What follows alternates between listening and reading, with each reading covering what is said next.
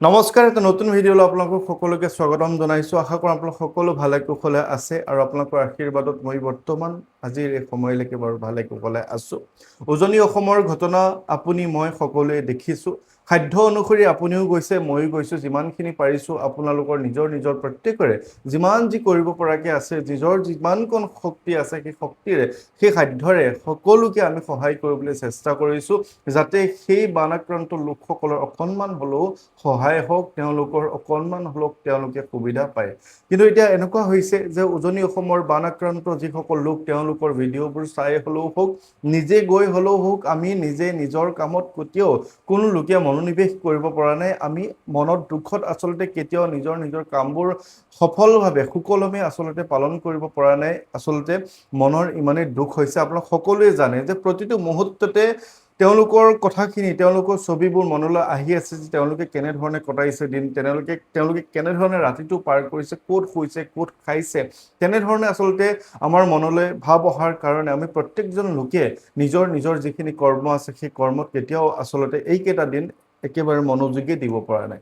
ঠিক তেনেদৰে আপোনালোকৰ দৰে ময়ো মোৰ যি কৰ্ম, আপোনালোকে যি মোক নিমন্ত্ৰণ জনাই আপোনালোকৰ গৃহত সেই শুভ অনুষ্ঠান এভাগ কৰিবৰ বাবে, সেই কৰ্মটো আচলতে স্থগিত কৰি ৰাখিছোঁ। কেতিয়াও আমি এইকেইটা দিন আচলতে মনলৈ সেইখিনি কথা মনলৈ ভাৱ একেবাৰে অহা নাই যে কোনোবা লোকে নিমন্ত্ৰণ জনালে মই যাম, বা যিসকল লোকে আগতে মোক নিমন্ত্ৰণ জনাই ৰাখিছিলে তেওঁলোকৰ গৃহলৈ মই যাম, তেনেধৰণৰ কেতিয়াও মনত অকণমানো ভাৱ অহা নাই।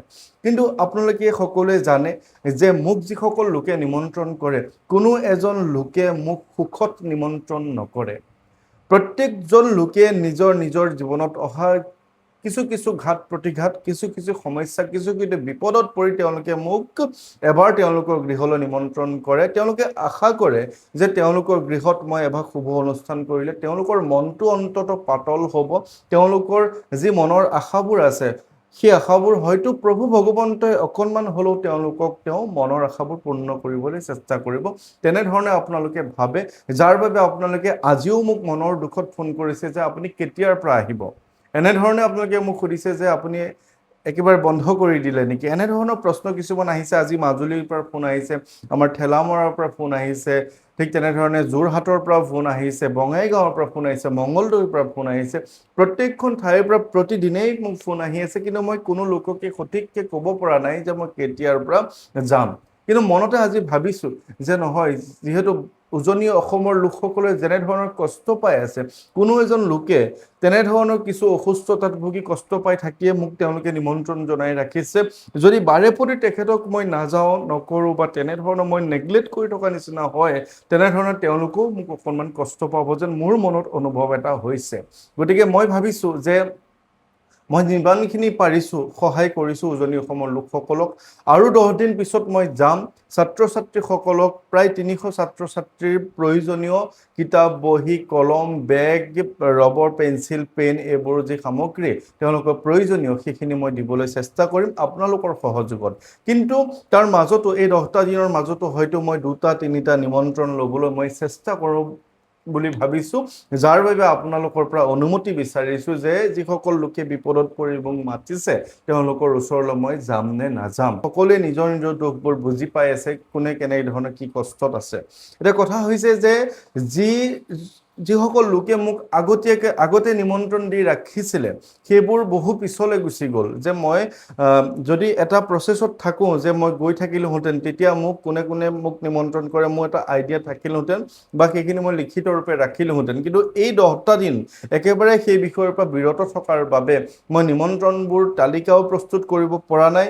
কোনে নিমন্ত্ৰণ দি ৰাখিছিলে সেইখিনিও মই কিছু পৰিমাণে পাহৰিছোঁ। গতিকে আপোনালোকক মই অনুৰোধ কৰিম, ঠিক আগৰ দৰে আপোনালোকে যিটো মোৰ নিমন্ত্ৰণৰ নম্বৰ আছিলে 9085093104, 9085093104, এই নম্বৰটোত আপোনালোকে নিমন্ত্ৰণ বুলি ওপৰতে লিখিব লাগে। আৰু নিমন্ত্ৰণটো বুলি লিখি আপোনালোকৰ ঠাইখন উদ্দেশ্য মোক জনালে মই আপোনালোকক আগষ্ট মাহত যাব পাৰোঁ নে ছেপ্টেম্বৰ মাহত যাব পাৰোঁ সেই কথাটো আপোনালোকক মই জনাবলৈ সক্ষম হ'ম। কিন্তু এইখিনিতে আৰু এটা দুখৰ কথা কওঁ যে আজি মই অকণমান ল'ৰাটোক লৈ মোৰ অলপ ওলাই গৈছিলোঁ। তাতে মোৰ লগত এখন ঘটনা এটা হ'ল যে ট্ৰাক এখনত মোৰ গাড়ীখন কিছু পৰিমাণে লাগি গ'ল। আচলতে মনটো অমনোযোগ হৈ থকাৰ কাৰণে হয়তো মই ট্ৰাকখনত লগাই দিব লগা হ'ল। অলপমান ঘঁহনি খালে গাড়ীখন মোৰ অলপ ডেমেজ হ'ল, নতুন গাড়ীখন। গতিকে সেই গাড়ীখন মই অহা কালিলৈ প্ৰায় 15 দিনৰ কাৰণে আকৌ গেৰেজত দি দিব লাগিব। গেৰেজত দিয়াৰ কাৰণে হয়তো মই আগৰ দৰে মোৰ নিজৰ গাড়ীখন থাকিলে যেনেধৰণে যাব পাৰোঁ তেনেধৰণে হয়তো যাব নোৱাৰিম। হয়তো কোনোবা এখন ভাড়া গাড়ী লৈ মই আপোনাৰ নিমন্ত্ৰণ ৰক্ষা কৰিব লগা হ'ব পাৰে, বা মোৰ শহুৰ দেউতাৰ যিখন গাড়ী আছে সেইখন গাড়ীও হয়তো কেতিয়াবা এদিন বা দুদিন মই তেখেতৰ অনুমতি লৈ মই আপোনাৰ ওচৰলৈ যাব লগা হ'ব পাৰে। কাৰণ মই একেবাৰে খোলা মনৰ মানুহ, খোলাকে কথা কওঁ। আপোনাকো কথাখিনি মই জনাই দিছোঁ যে মোৰ নিজৰ গাড়ীখন আগন্তুক 15 দিনৰ কাৰণে আৰু মোৰ হাতত নাথাকে। গাড়ীখন অকণমান ক্ষতিগ্ৰস্ত হ'ল আজি।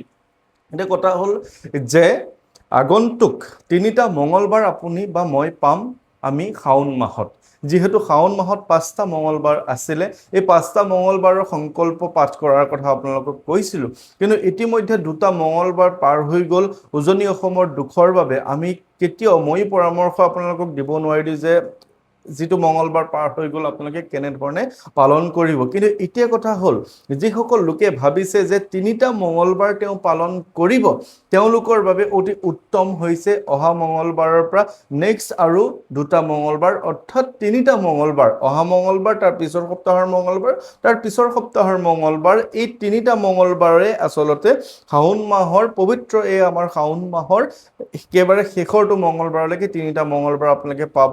আপোনালোকে জীৱনত আহি থকা যিকোনো ধৰণৰ কষ্ট, দুখ, আৰ্থিক সমস্যা, জীৱনত অন্যান্য কিছু সুখ প্ৰাপ্তিৰ বাবে, সন্তান প্ৰাপ্তি, বৈবাহিক বাধা, পঢ়া শুনাত বাধা, চাকৰি প্ৰাপ্তি বা তেনেধৰণৰ যিখিনি মনৰ ইচ্ছা আছে, সেই মনৰ ইচ্ছাখিনি পূৰ্ণ কৰিবৰ হেতু আপোনালোকে আগন্তুক 3টা মঙলবাৰ, এই যিটো 3টা মঙলবাৰ বুলি কৈছোঁ, এইটো কণ্টিনিউ আচলতে এনেধৰণে নহয়, মঙল বুধ বৃহস্পতিবাৰকে নহয়।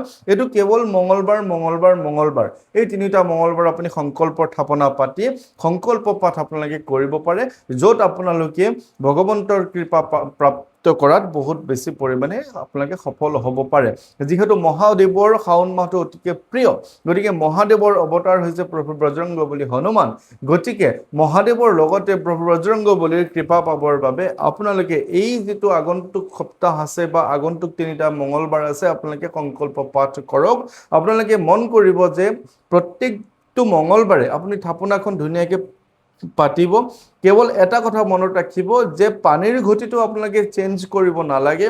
বাকীখিনি যি লাডু দিব, যিখিনি আপুনি শৰাইত ফল মূল দিব বা আপুনি ফুল দিব, অন্যান্য যিখিনি সামগ্ৰী তেওঁলোক বুলি অৰ্পণ কৰিব, সেইখিনি আপোনালোকে প্ৰত্যেকটো মঙলবাৰে নতুন কৰিব, সলনি কৰিব, চাকি গছ সলনি ইচ্ছা কৰিলে কৰিব, তেনেধৰণে আপোনালোকে কৰিব। কিন্তু যিটো পানীৰ ঘটিটো, যিটো উদ্দেশ্য, 3টা মঙলবাৰৰ যিটো উদ্দেশ্য, সেই উদ্দেশ্যটো আপুনি সফল প্ৰাপ্তি কৰিবৰ বাবে আপোনালোকে পানীৰ ঘটিটো কিন্তু চেঞ্জ কৰিব নালাগিব। পানীৰ ঘটিটো তাতে থাকিব। একেবাৰে শেষৰটো মঙলবাৰে পাঠ কৰাৰ পিছতে আপুনি পানীৰ ঘটিটো আঁতৰাব পাৰিব। গতিকে আপোনালোকে সিদ্ধান্ত লৈ ল'ব, প্ৰথম মঙলবাৰটোৱে আপুনি ভাবি ল'ব যে মই ৰাতিপুৱা পাঠ কৰিম নে সন্ধিয়া পাঠ কৰিম নে কোনটো সময়ত কেইবাৰকে কেনেধৰণে পাঠ কৰিম, এই কথাটো ভাবি ল'ব।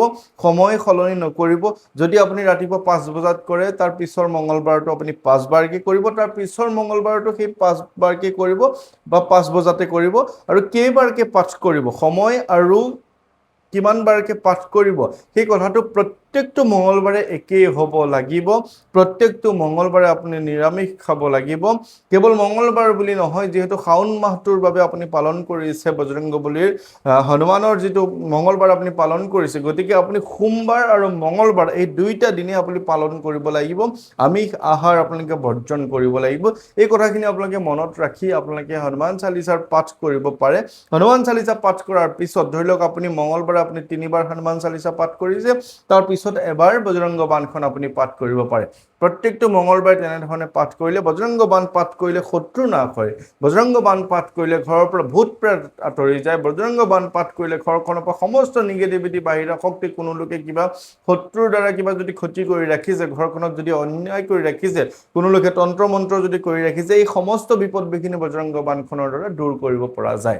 গতিকে আপোনালোকে আগন্তুক 3টা মঙলবাৰ, প্ৰতিটো মঙলবাৰে মই আপোনালোকক পৰামৰ্শ দিম যে 7 বাৰ আপুনি হনুমান চালিচা পাঠ কৰক, এবাৰ বজৰংগ বাণ পাঠ কৰক, 7 বাৰ হনুমান চালিচা পাঠ কৰক, এবাৰ বজৰংগ বাণ পাঠ কৰক। এনেদৰে প্ৰত্যেকটো মঙলবাৰে আপুনি পাঠ কৰক, আপোনাৰ মনৰ ইচ্ছাবোৰ পূৰ্ণ হ'ব। আৰু এটা কথা মনত ৰাখিব, মই যদিও সময়টোৰ কথা কৈছোঁ, ৰাতিপুৱা সন্ধিয়া যিকোনো এটা সময়ত ল'লেই হ'ল বুলি কৈছোঁ, তথাপিও মনত ৰাখিব সন্ধ্যা সময়ত যদি আপুনি সংকল্প পাঠ কৰে, আপুনি সুফলাফল লাভ কৰাত বহুত বেছি পৰিমাণে সহায় হয়। গতিকে আশা কৰোঁ আপোনালোকে কথাখিনি বুজি পাইছে। আৰু যিসকল লোকে নিমন্ত্ৰণ জনাই ৰাখিছিলে, পুনৰ তেওঁলোকক অনুৰোধ কৰিছোঁ যে মনত পেলাই দিবলৈ কাৰণে আপোনালোকে 9085093104 এই নম্বৰটোত আপোনালোকে মোক যোগাযোগ কৰক বা মেছেজ কৰক। যোগাযোগ মানে ফোন নালাগে, কেৱল মেছেজ কৰক, হোৱাটছআপ কৰক। আপোনালোকৰ নিমন্ত্ৰণবোৰ মই আগষ্ট মাহত ল'বলৈ চেষ্টা কৰিম। গতিকে সকলো ভালে কুশলে থাকিব। আপোনালোক সকলোৰে মই কুশল মংগল কামনা কৰি আজিৰ এই ভিডিঅ'টো ইমানতে সামৰণি কৰিছোঁ। ভালে থাকিব। জয় শ্ৰীৰাম।